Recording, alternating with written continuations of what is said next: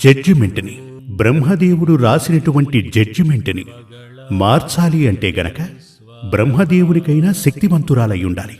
ఆవిడే సాక్షాత్తు పరాశక్తి అయినటువంటి అమ్మ, ఆది పరాశక్తి.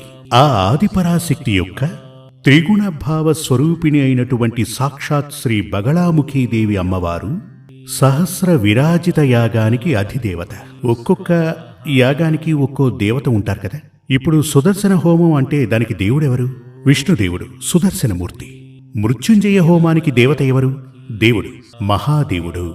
ఇలా చండీ హోమానికి దేవత ఎవరు? దేవి, చండి. ఇలా ఒక్కొక్క పూజకి ఒక్కొక్క దేవుడు ఉన్నారు.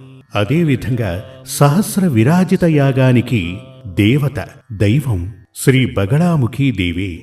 ఆ బగళాముఖీదేవి ఉపాసన వల్లనే, లేక బగళాముఖీదేవి పూజాది కర్మలను పఠించిన వారికే